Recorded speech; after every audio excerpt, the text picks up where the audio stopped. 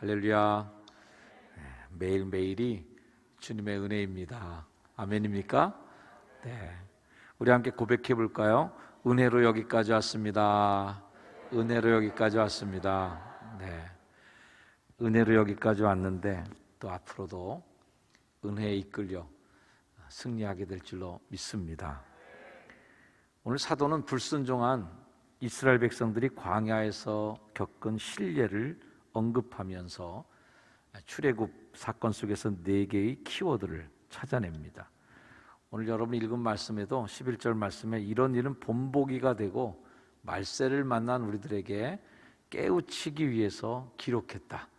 여기서 뭔가를 깨우쳐야 되는데 깨우치기 위해 기록된 바로 그 시대의 말씀들을 한번 되짚어 보려고 합니다. 구름과 바다 그리고 음식, 음료인데요. 자, 이스라엘 자손들이 이집트를 떠나고 나서 그들을 인도해낸 것이 이제 구름 기둥이었죠. 낮에는 구름 기둥, 밤에는 불 기둥. 참 적절해요, 그죠? 낮에는 햇빛 가려주고 저녁에는 추우니까 따뜻하게 데펴주고 이렇게 해서 낮에는 잘 보이도록 구름, 밤에도 잘 보이도록 불 이렇게 인도하는데 이 구름과 불 기둥, 구름 기둥은 하나님의 임재, 내가 너희랑 같이 있어라고 하는 것을 상징해 보였습니다. TD 안 한 지도 이제 오래돼 갖고 전에 TD 하면 하얀 초, 빨간 초 이렇게 번갈아 하면서 키면서 뭐냐고 질문하면 맞히는 분도 있었어요. 하얀 초는 구름 기둥이다, 빨간 초는 불 기둥이다 이렇게 맞히기도 하고 그랬는데 하여튼 구름과 불이라고 하는 이 기둥이 우리를 항상 이끌어간다. 하나님 우리랑 함께 지금 있다라는 것을 상징해 줍니다. 자, 이 구름 기둥이 홍해까지 인도하고 계속 그들 인도해 가는 상징이라면 바다는 뭐냐면 이집트 병사들을 쫓아오는 병사들을 다 수장시켜 버린 게 바다야. 구름은 하나님의 임재의 상징이고 바다는 단절이에요. 너 이제 이집트로 도로 못 간다. 이제 건널 때는 물이 갈라져서 건넜지만 이제 퇴로가 없는 거야. 이집트로 돌아갈 수가 없어요. 완전히 단절시키는 이집트와 우리 사이를 갈라놓는 것이 바로 이 홍해가 덮어버린 사건이었습니다. 그래서 바울은 이 홍해를 건넌 사건 이것을 이제 세례에 비유해요. 10장 2절 말씀에 모세에게 속하여 다 구름과 바다에서 세례를 받고 이렇게 설명해 줍니다. 크리스천이 되기 위해서 우리가 세례를 받는데 이 세례를 받는 것은 출애굽 사건에서 구름 기둥으로 인도받고 또 이제는 다시는 세상으로 돌아가지 않는, 다시는 옛날의 나로 돌아가지 않는, 다시는 옛사람으로 돌아가지 않는 것에 대한 단절로서 물을 건넌 사건, 세례를 의미하고 성령의 임재를 의미하고, 그래서 이제는 단순한 이스라엘 백성들이 노예가 아니라 하나님 나라의 언약 백성으로 거듭나는 전기가 된 것이 이 홍해, 구름과 바다 사건이고요. 우리 크리스찬들도 세례를 받는 걸 통해서 이제 드디어 본격적으로 하나님 나라의 백성으로 거듭나게 되는 역사를 세례를 통해서 우리가 경험하게 되는 줄로 믿습니다. 이어서 세 번째, 네 번째 단어가 나오는데 음식하고 음료예요. 자, 10장 말씀 3절과 4절 말씀을 보면요, 함께 읽어볼까요? 시작. 다 같은 신령한 음식을 먹으며 다 같은 신령한 음료를 마셨으니 이는 그들을 따르는 신령한 반석으로부터 마셨음에 그 반석은 곧 그리스도시라. 아멘. 광야 공동체 생활하면서 그들이 같은 음식을 매일 먹고 같은 음료를 마십니다. 이 광야에서 이 주셨던 음식과 음료는 자, 2절 말씀에서 홍해를 건너는 것을 세례에 비유한 것처럼 이 음식과 음료는 여러분이 딱 봐도 그냥 뭐가 답이 나오죠? 뭐를 상징하는 거겠어요? 성찬식, 성찬 때 떡과 포도주를 먹는 걸 의미해요. 그래서 광야 생활 속에서 이제 크리스찬들이 이 출애굽 전체를, 그래서 옛날에 강사님들, 부흥 강사님들이 출애굽만 가지고 강의를 하면서 부흥회를 다 이끄는 분들도 많았습니다. 그래서 광야 생활 전체가 이제 딱 신앙의 여정처럼 아주 딱 해서 우리가 죄악 세상 이집트를 떠나서 가나안 주님 나라 가는 그날까지 광야 생활 속에서 뭐 때로 이런 시험 저런 시험 이런 고통 이런 거 다 겪는 거 이걸 이제 재미있게 강의를 해서 풀어주시는 목사님들도 계셨는데요. 오늘 이 바울도 같은 개념으로 홍해 건넌 건 세례다. 광야에서 먹었던 음료와 음식은 성찬이다. 이렇게 얘기해 줍니다. 자, 이 사례처럼 구름, 바다, 음식, 음료 이 모든 것이 뭐예요? 광야 생활 속에 부어주신 하나님의 큰 특권이고 하나님의 축복이었어요. 그런데 그런 특권과 축복을 받은 이스라엘 백성들이 광야에서 어떻게 됐어요? 그런 출애굽의 경험, 홍해를 건넌 경험을 했던 성인들이 광야에서 다 죽었거든요. 자, 왜 그랬을까?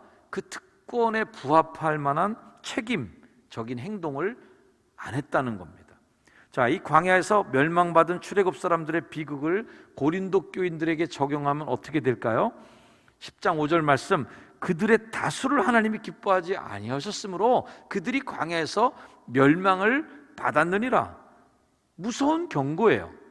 그리스도인으로서 세례받고 교회 공동체에서 성찬식도 받고 이렇게 해서 한다고 해서 멸망 안 받느냐? 바울의 오늘 관점은 조심하라는 거예요.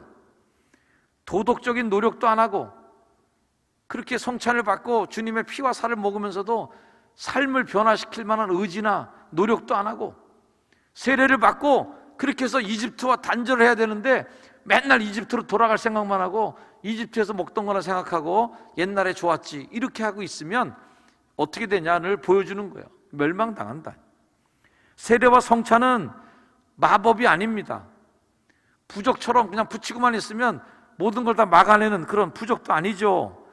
성찬식을 하고 성례전을 행하는 그 행위, 그런 것으로 우리가 그냥 구원의 보증수표는 될 수 없다는 겁니다. 성례는 그리스도인들에게 주신 하나님의 특권 맞죠. 하지만 그 특권에 걸맞는 책임을 다해야 된다. 이스라엘 자손은 자신의 책임은 게을리하고 받아야 될 특권은 차지하려고 애쓰고, 고린도 교인들도 똑같다는 거예요. 예수 믿는 특권은 좋아하는데 그 자유 권리를 들먹이면서 내가 차지한 특권을 고집하면서 약한 양심을 갖고 있었던 사람들, 우리가 그냥 보기에만 강한 성도들, 강한 눈으로 보기에만 멀쩡한 그리스도인들이 되어갔다는 거예요. 보면 종교적으로 사기치는 사람들이 더 신령해. 어떻게 보면 겉보기엔 사기를 치려니까 말끝마다 은혜로운 말을 해. 말만 열면 뭐 예수님 얘기하고 뭐 은혜롭게 뭐 하나님의 은혜로 도우심으로 이렇게 얘기하는 사람들 많이 봤습니다. 죄송하지만 그래서 목사가 돼서 이런 마음 가지면 안 되는데, 너무 신령하게 얘기하는 목사님이나 너무 신령하게 얘기하는 성도들 만나면 일단 경계하고 좀 조심해요. 무슨 사기를 치려고 저게 나한테 저렇게 은혜롭게 얘기하나. 오히려 의심마저 할 정도로 그런 포장을 한다니까요. 고린도 교인들도 마찬가지 그런 겉보기에만 강한 그리스도인들이 있었어요. 겉으로 볼 때는 엄청난 믿음을 소유한 것처럼 보이는데 바울은 그들을 걱정 어린 눈빛으로 지금 보고 있는 거예요. 그들의 고집이 혹여나 무늬만 기독교 신앙으로 뒷걸음치진 않을까 하는 걱정을 하면서 오늘 경고를 내주는 겁니다. 자, 그 경고가 네 가지인데 첫 번째는 우상 숭배에 대한 경고예요. 오늘 본문 말씀을 삼았던 10장 1절에서부터 13절 말씀까지 말씀인데요, 7절 말씀에 이런 말씀이에요. 같이 있습니다. 시작. 그들 가운데 어떤 사람들과 같이 너희는 우상 숭배하는 자가 되지 말라. 기록된 바 백성이 앉아서 먹고 마시며 일어나서 뛰논다 함과 같으니라. 자, 이 말씀은 출애굽기 말씀의 그대로의 말씀을 연상하게 되는데요, 출애굽기 말씀에 이런 말씀이에요. 자, 아론이 그들의 손에서 금고리를 받아서, 자, 모세가 시내산으로 율법 하나님의 계명을 받으러 올라갔는데 하루가 지나도 안 오고 이틀이 지나도 안 내려오고 안 오는 거예요. 안 오니까 이스라엘 백성들이 앉아서 기다리고 있다가 지루하니까, 야, 우리 그러지 말고 뭐 기다리냐, 우리가 그냥 신을 하나 그냥 만들어내자. 그래서 금고리 뭐 이런 거 다 모았어요. 그걸 받아서 부어서 조각칼로 무슨 형상을 만들어요? 송아지 형상을 만들었어요. 자, 그러면서 뭐라고 얘기합니까? 야, 이 송아지가 우리를 애굽 땅에서 인도해낸 우리 신이다. 이스라엘아, 이는 너희를 애굽 땅에서 인된 너희의 신이로다 하면서 송아지를 숭배합니다. 그러나서 어떤 일이 있어요? 이튿날에 그들이 일찍 일어나서 번제도 드리고 화목제도 드리고, 오늘 고린도서에 나왔던 말씀, 똑같은 말씀 나오죠. 백성이 앉아서 먹고 마시며 일어나서 뛰놀더라. 이런 행위를 하나님이 기뻐하지 않으셨어요. 앉아서 먹고 일어나서 뛰는다는 말은 이교도들이 신전에서 행했던 신전 축제, 종교 행위를 보여주는 행동들이에요. 고린도 교회 교인들 보니까 니들이 광야에서 우상 숭배하면서 그거 좋아서 뛰놀고 똑같다 너희들, 이렇게 지적하는 겁니다. 이스라엘 백성들이 우상 숭배에 빠지듯 고린도 교인들 역시 마찬가지로 우상 숭배하면서 이방의 신전에 드려진 고기를 먹고 마시면서 앉아서 먹고 마시고 뛰는 이런 행위를 하고 있었다는 거예요. 사랑하는 성도 여러분, 이스라엘 백성들이 왜 우상을 만들었을까요? 하나님 계명 받으러 산에 올라간 모세가 더디 오는 거예요. 자신들의 예상으로는 이 정도 기다리면 와야 되는데 안 오는 거예요. 그 새를 못 참고 우상을 만드는 거예요. 하나님의 뜻을 기다리지 못하는 인간의 욕망, 조급함, 서두르는 행동이, 이게 우상 숭배가 아닌가? 하나님을 믿는다면 하나님한테 좀 맡겨놔야 되는데 하나님을 못 믿으니까 맡겨놓고 견딜 수가 없는 거예요. 뭐라도 해야 될 것 같아요. 그래서 뭐라도 하게 하는 그 존재를 가상으로라도 또는 실제로라도 만들어 놓고 그걸 신으로 부르고 하나님 이거 빨리 해야 된다 라고 윽박지르고 그분에게 자꾸만 이렇게 압박하는 게, 그게 뭐냐면 이게 우상이에요. 우상. 하나님이 아니라 내가 만들어 놓고 자꾸 거기다가 요청하고 자꾸 거기보러 뭔가 빨리 하라고, 내 스케줄대로 빨리 움직이라고 당신, 이렇게 하는 거예요. 우리가 하나님을 믿고 하나님의 음성을 듣기를 원한다고 하면서도 늘 우리가 정해놓은 시간만, 그만큼만 하나님이 딱 해내야 된다고 생각하는 것, 그리고 그 시간 내에 우리의 욕망이 채워지기를 바라는 것을 성경은 이것을 우상숭배라고 부른다. 우리가 하나님을 예배한다고 하면서도 눈에 보이지 않는 하나님의 임재 앞에 무릎을 꿇지 않고 그렇게 우리의 욕망을 이 예배를 통하여 대체시키고 섬긴다면 우리의 예배도 우상 숭배와 무슨 다를 게 있겠는가? 하나님을 예배한다고 하면서도 하나님의 뜻을 기다리지 못하는 사람들 얼마든지 우상 숭배자가 될 수 있습니다. 내 식대로, 내 스케줄대로, 내가 정한 시간에 내가 원하는 만큼의 일을 해내는 그러한 신을 자꾸 우리가 요구하고 하나님의 뜻에 순종하는 것보다는 내 뜻에 순종하는 신을 찾는다면 그것이 우상 숭배죠. 우리는 바라고 있는 명예, 돈, 지식, 그리고 자식, 우리의 미래 이런 것 얻지 못할 때 얼마든지 욕망을 섬기는 우상 숭배자가 될 가능성이 있다라는 거예요. 두 번째로 하지 말라는 건 뭐냐면 8절 말씀에 음행하지 말라는 거예요. 자, 다시 한번 말씀 읽어볼까요? 8절 시작. 그들 중에 어떤 사람들이 음행하다가 하루에 2만 3천 명이 죽었나니 우리는 그들과 같이 음행하지 말자. 자, 이 말씀은 민수기 25장에 나오는 모압 여인들과의 대규모 음행 사건이고요. 이 사건으로 인해서 2만 3천 명이 죽습니다. 음행은 뭐냐면 몸이 요구하는 대로 움직이는 게 음행이에요. 몸이 좋은 대로 본능에 따라 움직여지는 걸 음행이라고 부르는 거예요. 음행과 사랑의 차이가 뭐예요? 사랑은 절제할 줄 아는 거예요. 음행은 뭐예요? 그냥 절제가 안 되는 거예요. 브레이크가 없는 거예요. 사랑은 뭐예요? 배려가 있어요. 사랑은 무례히 행치 아니하고 그러거든요. 뜨겁게 사랑한다고 해서 막 무례하게 막 내가 요청하는 거, 내가 요구하는 것만 채우는 건 그게 음행이에요. 사랑은 무례히 행하지 아니하고 배려하고 존중해 주는, 이게 사랑인 거죠. 이 사랑과 음행을 착각하면 안 돼요. 셋째는 시험하지 말라는 겁니다. 9절 말씀에 나오죠. 자, 9절 말씀 시작. 그들 가운데 어떤 사람들이 주를 시험하다가 뱀에게 멸망하였나니 우리는 그들과 같이 시험하지 말자.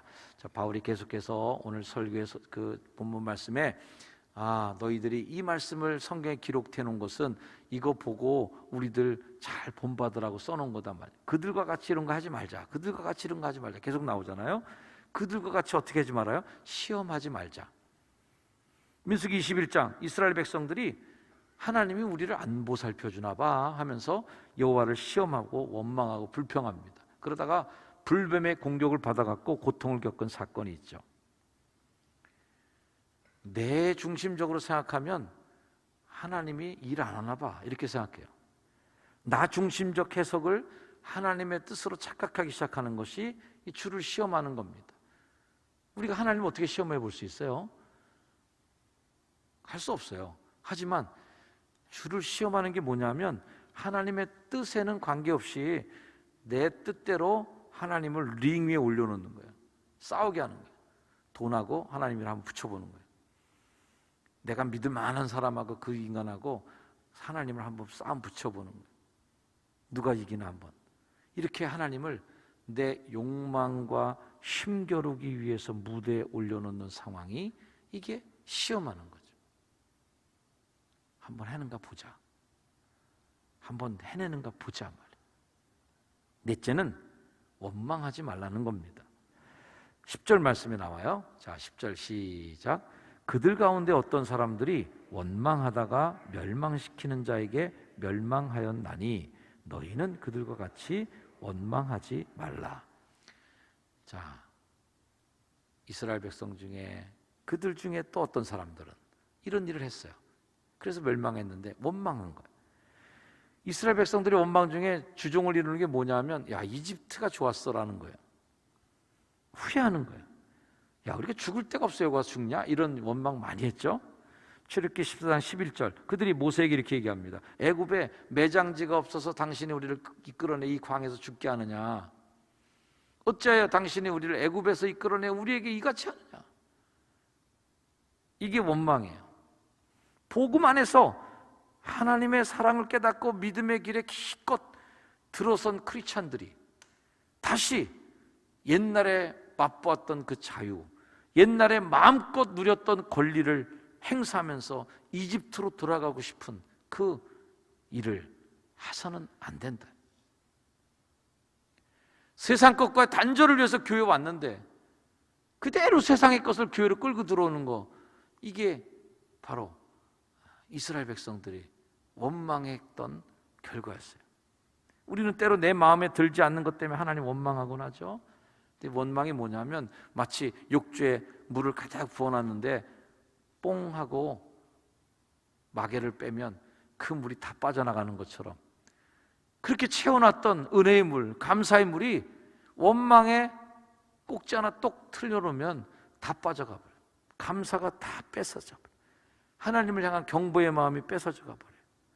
하나님 우리의 삶을 통해서 감사와 찬양, 하나님께 영광 받기를 원하시는데 원망이 이렇게 이게 빼져버리면 원망 쪽으로 다 빠져나가는.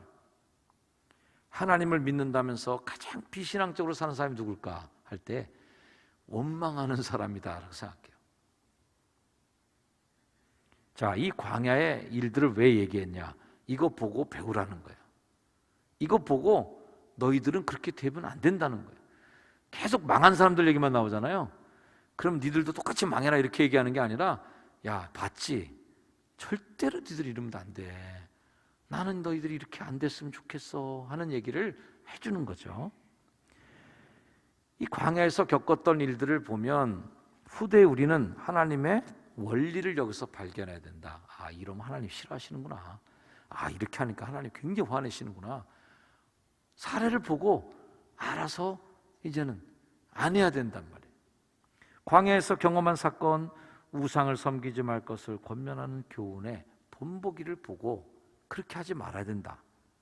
자, 이 죄를 벗어나서 우리 기독교인이 됐잖아요. 크리스찬들도 이제는 믿음 생활이 시작된 거예요. 세례를 받았으니까, 광야로 나왔으니까. 근데 광야 생활하는 이 신앙 생활 속에서 이런저런 시험에 빠져서 하나님의 진노를 받을 수 있단 말이에요. 혹자는 그래요. 당시 고린도 교회 그 당시에도 한 번 세례받고 그리스도인 됐으면 이제는 벌 받지 않는다고 주장하는 사람도 있었습니다. 우리 시대에는 이제 구원파가 그런 것들이죠. 구원파 사람들. 한 번 구원 받았으니까 이제는 그냥 보증수표 딱 받아놨으니까 아무 걱정 없어. 이제 끝까지 가는 거야. 이렇게 얘기합니다. 근데 성경을 보면 그렇지 않아요. 성경은 보고 성경에도 그리스도인이 됐다가 양심에 화인 맞고 그렇게 믿음을 버린 사람들이 있어요. 우리는 부흥 강사님들에게 수없이 질문 받고 그랬죠. 구원 받은 사람 손 들어보라고. 구원에 확신 있는 사람 손 들어보라고. 쭈삣쭈삣 자신 없어 막 야단 맞았잖아요. 구원에 확신도 없었고 말이야. 그래서 무조건 예수를 그리스도로 고백하고, 자 이제부터 고백해 보세요. 하나님 우리의 구주십니다. 예수님의 죄로 우리를 대신해 죽으셨습니다. 얘기해 보라고. 고백하면 이제 다 됐다. 이제 구원 받았으니까 절대 이제 구원은 빠꾸 안 된다. 이렇게 많이들 배웠습니다. 저도 그 말에 동의합니다. 구원은 빠꾸가 아닙니다. 한데 문제는 그 구원이라고 하는 그 행위에 대한 것을 점검해 볼 필요가 있다는 거예요. 아무런 감동, 아무런 영적인 그런 내 삶에 변화되는 그런 일들을 경험하지 않은 채 그냥 입만 갖고선 나불나불했던 그 일들이 이게 구원의 사건으로 그냥 여겨져 버려갖고 이거 한번 했으면 앞으로는 전혀 걱정 없이 다 따놓은 당상이다. 이거는 저는 의심의 눈초리로 보는 거예요. 이게 진짜야지. 여기서 일이 일어나야지. 그리고 여기서 정말 하나님과 만나서 내 인격과 삶이 깨지는 영적인 경험이 일어났다면 엉뚱한 일 벌이겠습니까? 엉뚱한 일이 일어나겠습니까? 아니라고 보는 거예요. 우리는 성찬을 받고 세례를 받고 이 성찬을 나누는 크리스천이 됐지만 언제 넘어질지 모른다는 것을 불안하게 갖고 살아야 돼요. 조심해야 된단 말이에요. 그래서 오늘 말씀에 조심하라는 거예요. 선줄로 생각하는 자는, 구원 다 받았다고 생각하는 자, 이제 난 크리스찬이 됐구나 라고 하는 사람들, 초대교회 고린도 교회의 사람들 얼마나 믿음 좋은 사람이었어요. 0. 몇 프로도 안 되는 그리스도인들이에요. 그런데도 그렇게 살아가는 자들 중에도 넘어질까 조심해야 된다. 온갖 하나님의 기적과 기사를 눈으로 보았어요. 홍해가 막 쫙 갈라지는 것도 보고, 막 돌에서 물이 나오고, 막 하늘에서 막 만나가 떨어지고, 낮에는 막 구름 기둥 왔다 갔다, 밤에는 불 기둥 왔다 갔다 다 봤는데도 광야에서 다 멸망받았어요. 그런 기적을 봤는데도 이스라엘이 이렇게 우상숭배 때문에 징계를 받았으면 바울이 하고 싶은 얘기는 뭐야? 고린도 교회 교인들아, 너희도 조심해야 돼. 넘어질까 조심해야 돼. 얘기해 주는 거예요. 우리는 주기도문 늘 외웁니다. 시험에 빠지지 않게 하시고, 하나님 앞에 두려움을 갖고 경건하게 살아가고 싶어 했던 바울의 고백이 우리에게 모범이 됩니다. 지난주 읽었던 마지막 말씀, 내가 남에게 전파한 후에 자신이 도리어 버림을 당할까 두려워하고 삽니다. 저는 이런 고백말. 유념해야 될 사실은, 자 여러분들 오늘 말씀 속에 너무 패배감 갖지 마시고, 이스라엘 사람들이 그런 기적도 보고 다 했는데도 그렇게 다 시험에 빠져갖고 졌으니까 우리도 할 수 없네, 우리도 시험에 빠질 수밖에 없겠어, 그런 숙명론적 패배주의가 되지는 않길 바랍니다. 하나님은 우리를 일부러 넘어뜨리는 분이 절대 아니시다. 우리가 시험 당할 때에도 그 시험을 이길 만한 시험 또는 그 시험을 이길 수 있는 힘을 주신단 말이에요. 이 말씀이 오늘 말씀의 마지막 13절 말씀인데요, 한번 같이 읽어봐요. 13절, 자 시작. 사람이 감당할 시험 밖에는 너희가 당한 것이 없나니 오직 하나님은 미쁘사 너희가 감당하지 못할 시험 당함을 허락하지 아니하시고 시험 당할 즈음에 또한 피할 길을 내사 너희로 능히 감당하게 하시느니라. 제가 오늘 말씀을 준비하면서 제가 이 13절 말씀을 좀 그동안 계속 오해하고 살았구나 하는 걸 느끼게 됐어요. 저는 이 말씀을 우리가 시험 당할 능이 우리에게 있구나, 하나님은 그 시험 당하는 것을 우리가 감당하지 못할 시험 안 주시는구나, 이 개념이 오늘 말씀의 전체 주제로 연결되면 어떤 말로 우리가 읽어야 되냐면요, 시험 당한 것 때문에 핑계대지만 이겁니다. 이겨내고 그러는 문제가 아니라 시험 당하는 것 때문에 핑계대지 마. 자, 아까 그 말씀 다시 한번 보여줄 수 있어요? 성경 구절을 다시 한번 보여주세요. 사람이 감당할 시험 밖에는 너희가 당한 게 없어. 그게 뭐야?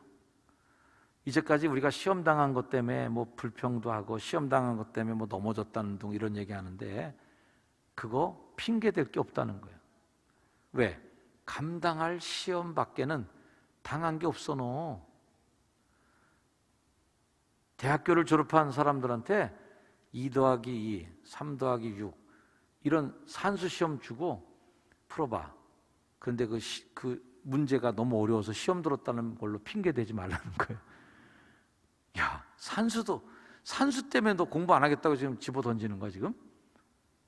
대학생 공부해야 되는데 그까지 더하기 문제 너한테 줬다고 그래서 나 공부나 집어치울 거야 이제 안 해 나 이거 뭐 이렇게 어려운 걸 나한테 시켜. 이런 얘기 하지 말라는 거예요. 우리가 시험을 감당하지 못하면서 시험 당한 것을 하나님께 핑계대지 말라는 거예요. 아유, 이스라엘 사람들도 출애굽에서 다 기적도 경험하고 홍해도 건넜는데도 다 시험 당하고 뭐 불평했는데 뭐 나까지 거야 뭐 하면서 거기다 밀어놓지 말고 시험에 걸려 넘어지면서 시험 핑계대지 말라는 말이 뭐예요? 자신의 신앙이 성장하지 않는 걸 하나님 핑계대는 분들 많아요. 아유, 하나님이 저를 치셔서 말이에요. 치긴 뭘 쳐?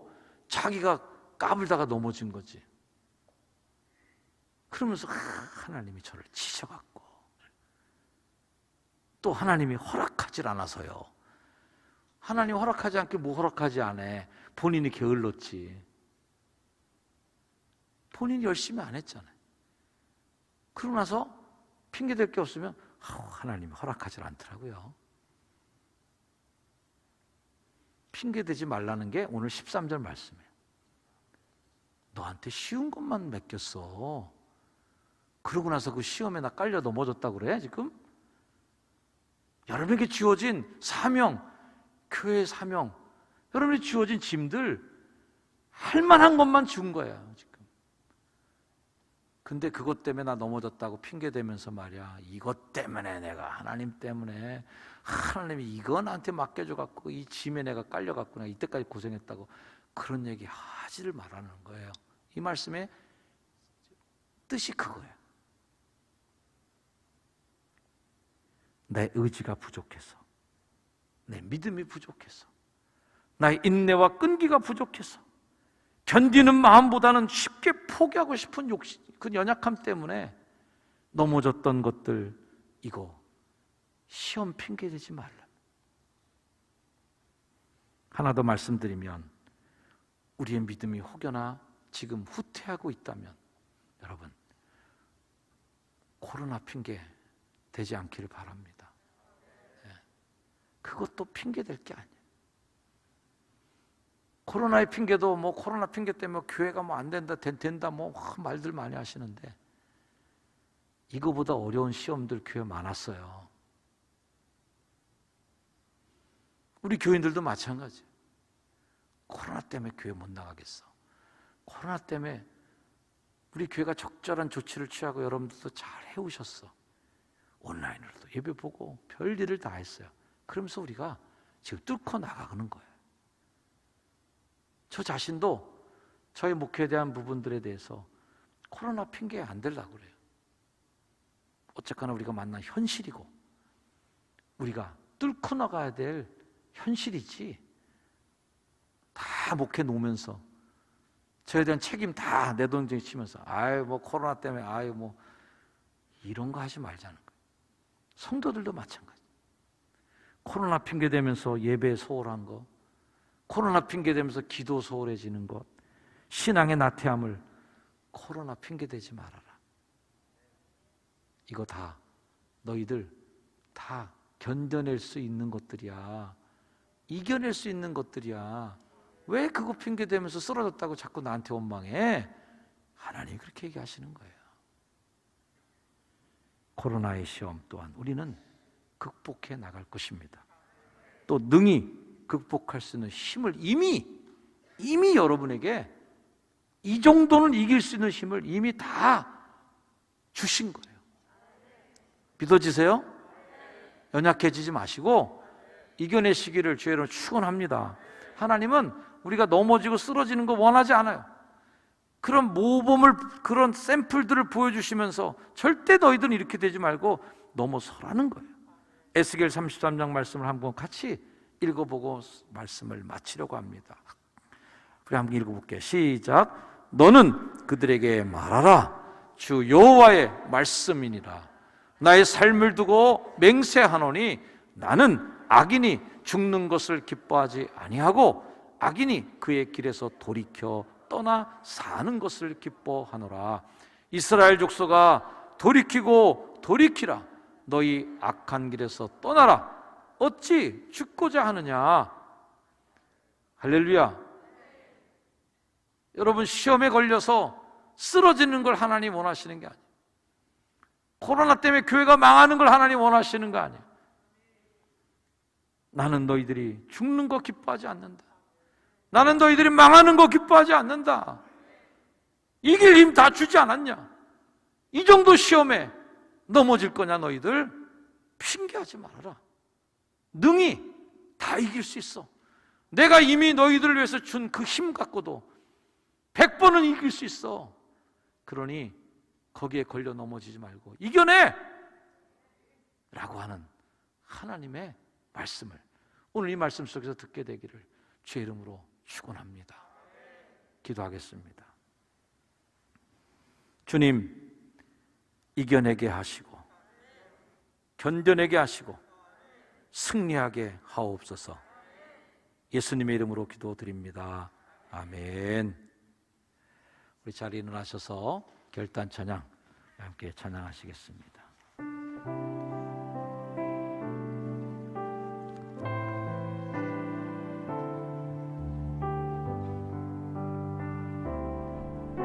세상의 유혹 시험이 내게 몰려올 때에 나의 힘으론 그것들 모두 이길 수 없네.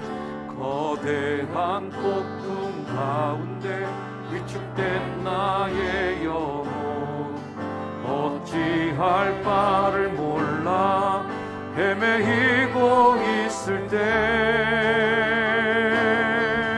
주를 찬양 손을 들고 찬양 전쟁은 나에게 속한 것 아니니 주를 찬양 손을 들고 찬양 전쟁은 하나님께 속한 것이니 거짓과 속임수로 가득 찬 세상에서 어디로 갈지 몰라 머뭇거리고 있네. 공중의 권세 잡은 자 지금도 우리들을 실패와 절망으로 넘어뜨리려 하네. 주위를 둘러보면 주위를 둘러보면 아무도 없는 듯 믿음의 눈을 들면 보이는 분 계시네. 지금도 내 안에서 역사하고 계시는 사망과 어둠의 권세 물리치신 예수님, 우리 두 손 높이 들고 주를 찬양합니다. 아멘. 주를 찬양 손을 들고 찬양 전쟁은 나에게 속한 것 아니니. 아멘. 주를 찬양 손을 들고 찬양 전쟁은 하나님께 속한 것. 우리 주여 한번 부르짖고 함께 아심하여 시험을 이기도록 기도합니다. 주여. 하나님, 우리 모두에게 시험을 이길 힘을 주시옵소서. 사람이 감당치 못할 시험이 없는 줄 믿습니다. 하나님은 이미 우리에게 이 모든 시험을 이길 수 있는 힘을 주셨는데, 우리가 그 힘을 쓰지 않고, 우리가 그 힘을 드러내지 않고 하나님 숨겨놓고만 있다 좌절하고 넘어져 쓰러지는 성도들 되지 않도록 주님 인도하여 주시옵소서. 이겨내고 견뎌내어 시험에 걸려 넘어지지 아니하고, 능히 코로나의 시험도, 능히 하나님 이 모든 생활 속의 삶의 역경도 이겨내고 승리할 수 있는 힘과 용기를 허락하여 주옵소서. 시험에 넘어지지 않도록 하시고 시험과 싸워 이겨 승리하여 하나님 영광되게 하여 주옵소서. 하나님, 우리 모든 속에 하나님께서 역사하시는 성령의 능력을 믿사오니 그 성령의 역사 속에 이겨 승리하는 거룩한 백성으로 이겨내고 영광 돌리게 하여 주옵소서. 예수 그리스도의 이름으로 간절히 기도드리나이다. 아멘. 이제는 죽음의 권세를 이기시고 십자가의 시험을 만났으나 오히려 그 십자가를 부활의 영광으로 역전시키신 우리 구주 예수 그리스도의 그 크신 은혜와 지금도 우리에게 나는 너희가 죽는 것을 원치 않는다, 너희가 뒤로 물러서는 것을 원치 않는다, 너희의 시험 빠져서 쓰러져 있는 걸 원치 않는다고 하시며 힘주시고 우리를 사랑으로 이끌어주시는 하나님 아버지의 극진하신 사랑하심과 도우시고 인도하시는 성령님의 은혜가 주일 예배 승리하며 마치고 삶의 자리로 돌아가는 거룩한 주의 백성들 머리 위에 이제로 영원까지 늘 항상 함께하여 주시기를 간절히 축원하옵나이다. 아멘.